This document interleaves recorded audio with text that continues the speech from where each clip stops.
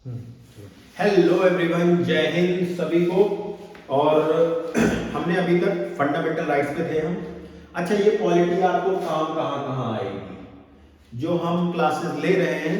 तो आपको अभी तो जो बेसिक सबसे बड़ा चल रहा है कि 60,000 भर्तियां जो कांस्टेबल की आई हैं उनमें तो आना ही आना है। उसके अलावा जो कांस्टेबल से बाहर अगर हम जाते हैं तो अभी एलआईयू और एएसआई, स्टेनोग्राफर, यूपी पुलिस में आई है जो, उनके लिए ये संविधान के क्वेश्चंस वहां तो डेफिनेटली फंसेंगे।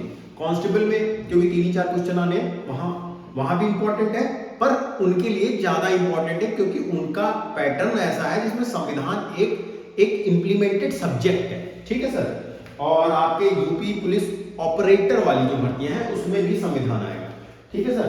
तो एक बार सिलेबस देख लेना। तो इन सभी के लिए ये बहुत इंपॉर्टेंट क्लास है, आप सभी के लिए बहुत इंपॉर्टेंट क्लास है। आप इसको आप छोड़ ही नहीं सकते हो। और मैं बताऊं, आप ओवरऑल जब हमारा पूरा कंप्लीट होगा, आप एक बार हम पीडीएफ भी प्रोवाइड करा देंगे, इससे क्लास नोट्स के पीडीएफ प्रोवाइड करा देंगे, वो आप गो थ्रू कर लेना। 4 बार गो थ्रू करना, सब खत्म। इसके बाद आपको कभी संविधान पढ़ने की जरूरत नहीं पड़ेगी। हाँ, इनको कभी डीप डाउन करना हो कि कोई आईएएस वाईएएस या आरओ के लिए जा रहा हो तो उसके लिए थोड़ा सा डीप जाना पड़ेगा, बाकी कोई दिक्कत नहीं है।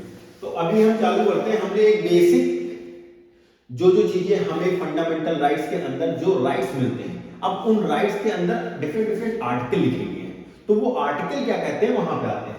तो पहला हमारा समानता का अधिकार, यानी राइट टू इक्वालिटी।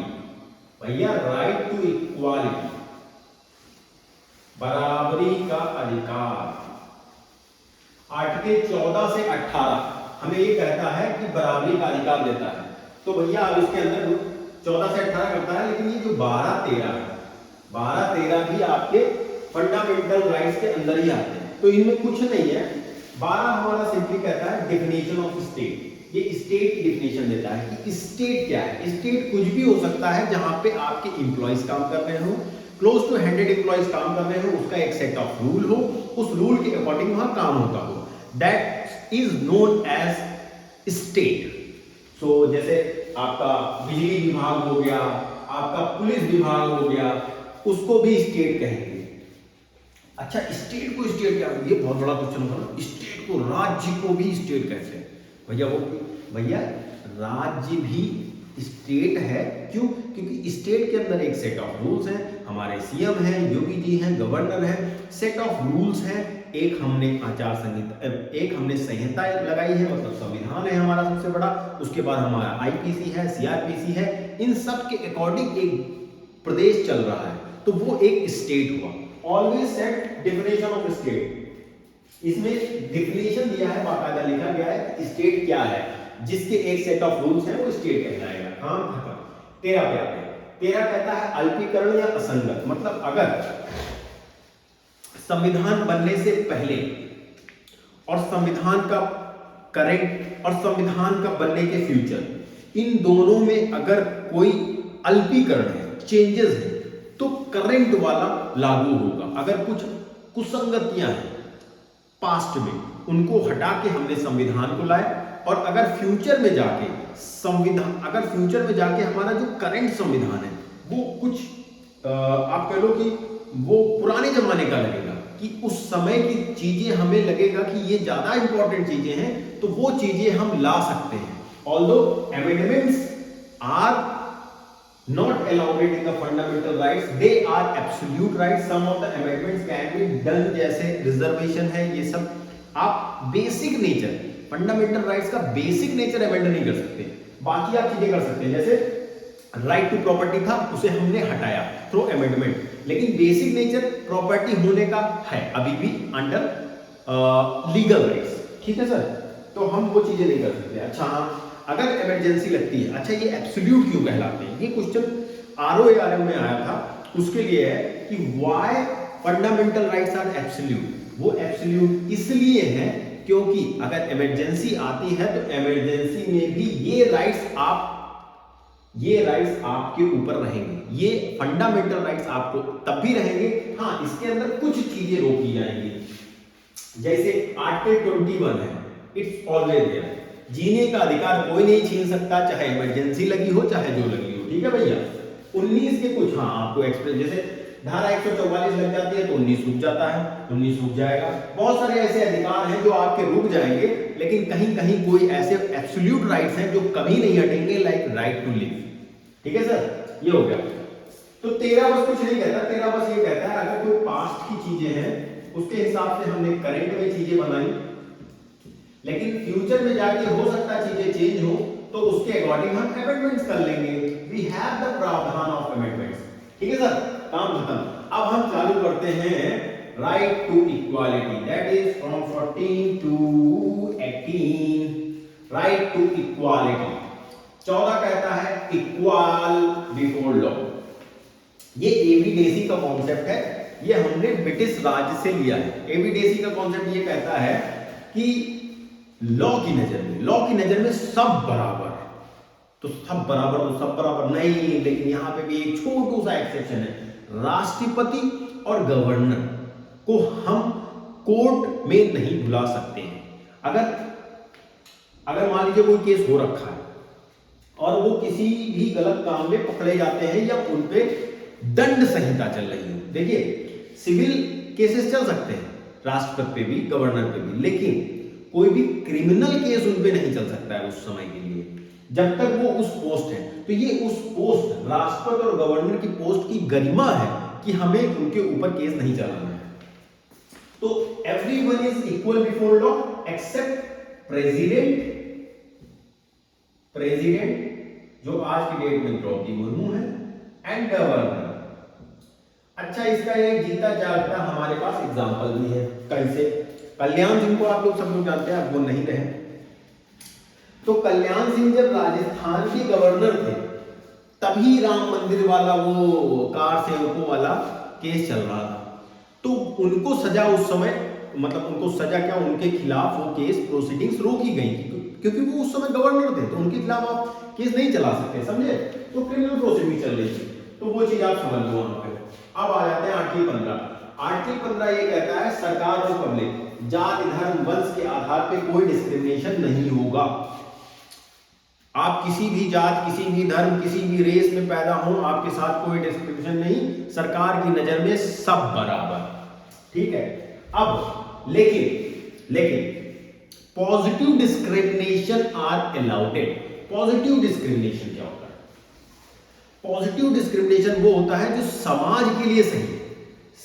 जैसे reservation, although reservation is not under this, but positive discrimination है रिजर्वेशन।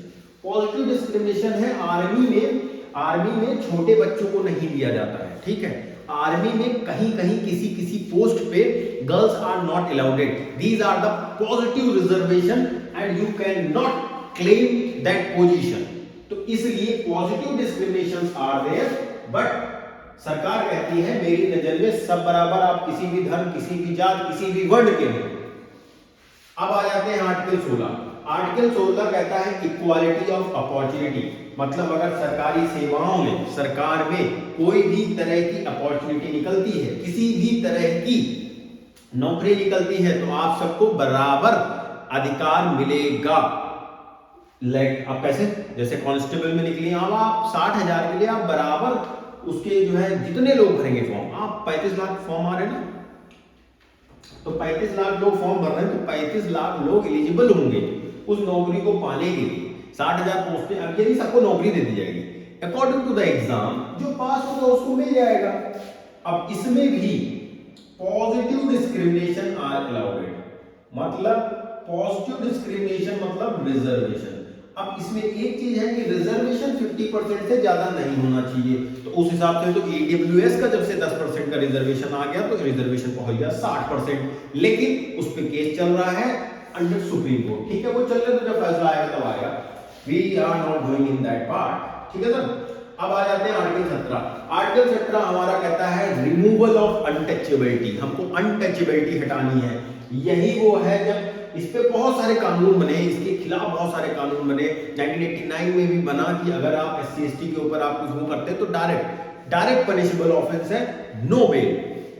ठीक है, इसको बहुत हटाया जा रहा है एंड मोस्ट प्रोबेबली 70-80% ये हट भी गया। अच्छा, 70-80% हम क्यों कह रहे हैं? क्योंकि हम शहर में रह रहे हैं, बहुत लोग शहर में रह रहे हैं। अब हम यूपी जैसे प्रदेश में रह के अब प्रदेश भी कह दें तो कोई बड़ी बात नहीं है। हम लोग तो कॉलेज में थे तो कहानी बनाते थे कि भैया यूपी से हैं। अगर छोटे मोटे प्रदेश में हम लोग बह जाएगा, मतलब समझ रहे हैं। हाँ यही है। तो हम तो देश है मानते हैं, पाकिस्तान हमसे छोटा है, समझ रहे हैं सर। अनटचेबिलिटी हमको अभी भी, जो जैसे हम गांव जब जाते हैं, गांव आप लोग भी जाते होंगे, तो वहां पे अभी भी मुझे अनटचेबिलिटी दिखती है। तो that's why I am saying 70-80% he remove हुई है। अभी भी इस पे काम चल रहा है और काम करना बाकी है, जबकि ये हमारे फंडामेंटल राइट्स हैं कि अनटचेबिलिटी नहीं। लेकिन जो अनटचेबल अपने आप को फील करते हैं उन्हें खड़े होना पड़ेगा इसके खिलाफ। फिर आता है आर्टिकल 18, एवोल्यूशन ऑफ टाइटल्स। राजा महाराजा, राजा रणजीत सिंह, कुंवर फलाने सिंह, ये टाइटल्स आप नहीं रख सकते हैं, ठीक है। ये टाइटल्स आप नहीं रख सकते हैं। इसकी जगह आपको क्या रखना है, ये टाइटल्स आपको अलाउ नहीं है। लेकिन जो आपको पद्मश्री मिलते हैं, भारत रत्न मिलते हैं, वो आप नाम के आगे लगा सकते हैं कि भारत रत्न सचिन तेंदुलकर, पद्मश्री फलाना ठिकाना, ठीक है, भारत रत्न श्री अटल बिहारी वाजपेयी। ये सब चीजें आप आगे जो भारत की तरफ से आपको सर्वोच्च नागरिक सम्मान मिलेगा आप उन्हें लगा सकते हैं। लेकिन आप इस तरह की चीजें जैसे कुंवर दिस स्टेट, राजा, ये सब टाइटल्स आपको लगाना अलाउ नहीं है। जैसे राय बहादुर हो गया, फलाना हो गया, ये सब चीजें एबॉलिश कर दी गई। क्योंकि उस समय जब हम आजाद हुए थे तब टोटल 552 रियासतें थी देश में। तो हर कोई राजा था, छोटे छोटे इलाके का, तो हर कोई राजा ही बन जाएगा तो फिर काम कैसे चलेगा देश का। तो ये हमारे राइट टू इक्वालिटी थे 14, 15, 16, 17, 18। क्वेश्चन कहां से बनेगा? 17 से। Right to removal of untouchability belongs to which article? 17। यही क्वेश्चन आएगा, आपको डायरेक्ट 17 पे टिक मारना है, काम खत्म। समझ रहे हैं? तो 14 क्या कह रहा है?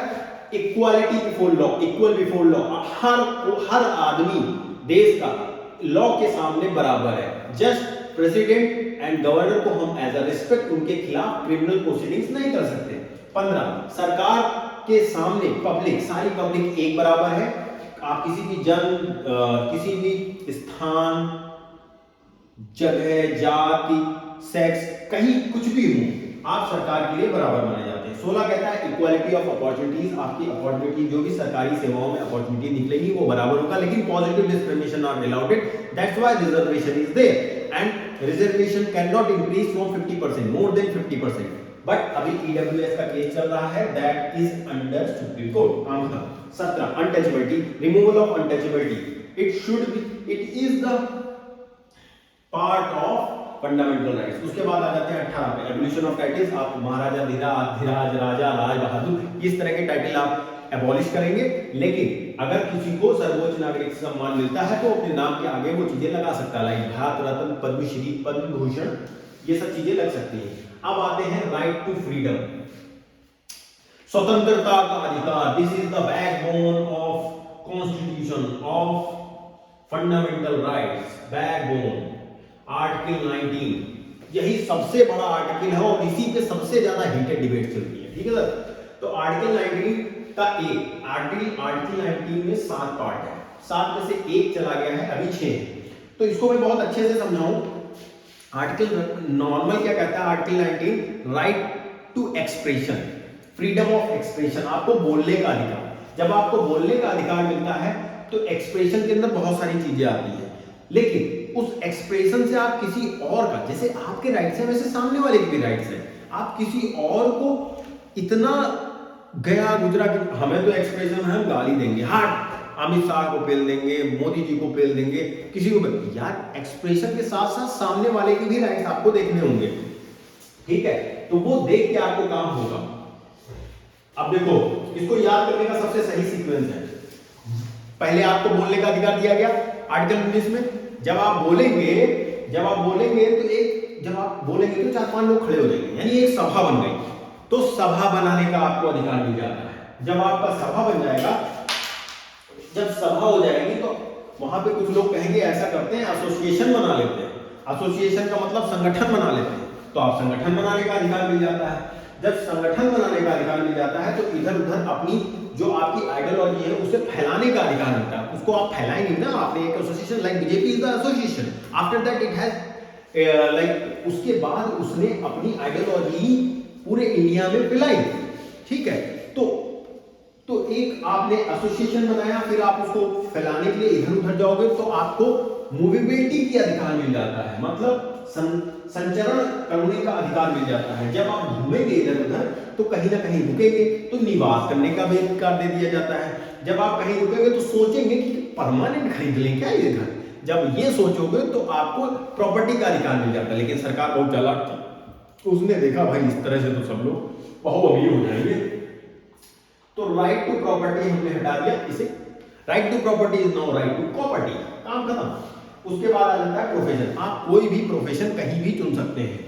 तो पहले ये J&K पे लागू नहीं था, क्योंकि वहां जाके आप निवास और प्रोफेशन करने में दिक्कतें थी। लेकिन अब पूरे भारत पे ये लागू है। पूरा भारत ऐसे आता है, पूरा भारत यही नहीं है, यहां भी है, यहां भी है, पूरा भारत पे लागू है। तो भैया आर्टिकल 19 जो बहुत बड़ा बहुत important backbone of fundamental rights है, वो क्या कहता है? आर्टिकल 19 का एक पहला आपको एक्सप्रेशन बोलने का अधिकार, जब आप बोलेंगे तो सभा बनेगी, सभा बनाने का अधिकार, जब आप सभा बनाएंगे तो एसोसिएशन बनाएंगे, एसोसिएशन बनाने का अधिकार। तीसरा, चौथा, जब एसोसिएशन बन जाएगा तो घूम घूम के अपनी आइडियोलॉजी स्प्रेड करेगा, मतलब आपको संचरण का अधिकार हो जाता है। जब आइडियोलॉजीज आप प्रेफर करोगे तो आप वहां जाके रहने का भी सोचोगे, कहीं रुकोगे, होटल में रुकोगे तो निवास करने का अधिकार मिलता है। जब निवास करने का अधिकार मिलता है तो आप वहां प्रॉपर्टी खरीदने